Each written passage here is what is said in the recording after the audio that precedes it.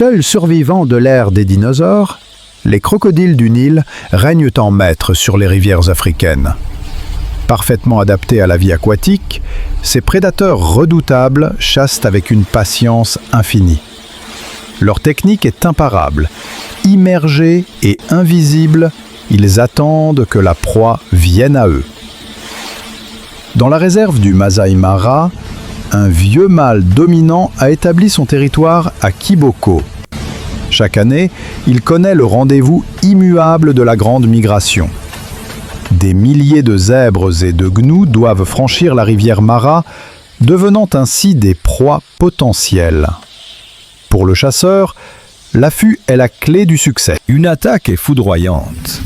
Les mâchoires du vieux mâle se referment comme un étau sur un zèbre. La lutte est brutale, mais sa force est telle qu'il entraîne inexorablement sa victime dans les profondeurs pour la noyer. Une fois la proie maîtrisée, une autre règle entre en jeu, le partage. Une proie de cette taille est une aubaine pour tout le clan. Femelles et subadultes se joignent au festin dans une coopération étonnante où chacun prélève sa part sans conflit. Mais cette société a ses lois. La hiérarchie se confirme à chaque repas. Un rival qui s'aventure sur le territoire du mâle dominant est immédiatement repoussé, rappelant à tous qui dicte sa loi. Avec le printemps arrive la saison des amours. Le vieux mâle parade, faisant vibrer son corps pour produire des ondes irrésistibles dans l'eau et émettant des grondements sourds. La séduction est un cérémonial délicat, fait de caresses mutuelles entre partenaires, loin de l'image de brutes insensibles. Vient ensuite le temps crucial de la reproduction. Les femelles pondent leurs œufs à terre et les protègent avec un dévouement absolu pendant 3 mois, jeûnant pour surveiller le nid contre des prédateurs comme le varan du Nil. À l'éclosion, la redoutable chasseuse devient une mère d'une infinie délicatesse, transportant ses petits dans sa gueule jusqu'à la rivière. La vie des nouveau-nés est périlleuse.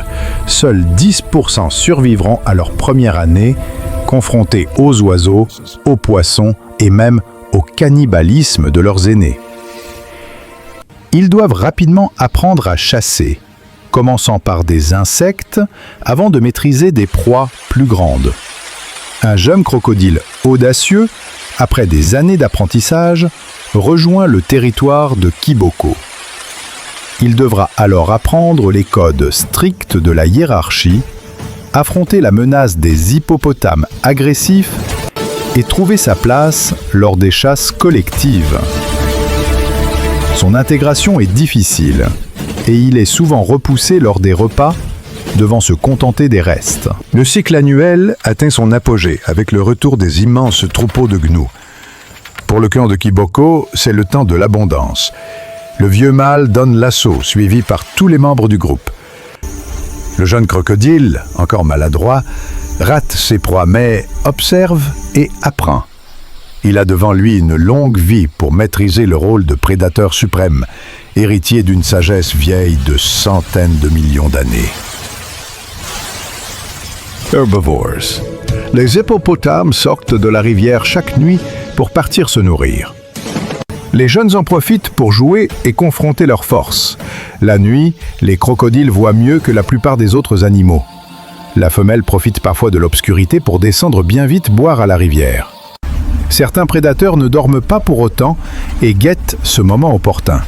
Le varan du Nil est le principal ennemi. Ce gros lézard carnivore qui peut atteindre 2 mètres détruit à coup sûr les nids de l'oprocodile laissés sans surveillance. Il fouille, flaire, creuse le sol et met tout en œuvre pour déterrer les nids.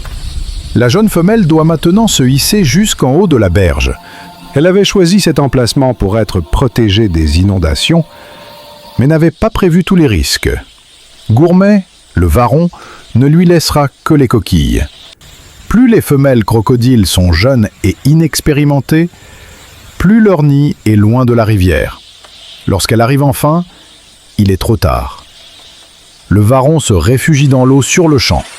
Pour cette femelle, la couvée est perdue. Elle devra attendre l'année suivante pour pondre à nouveau.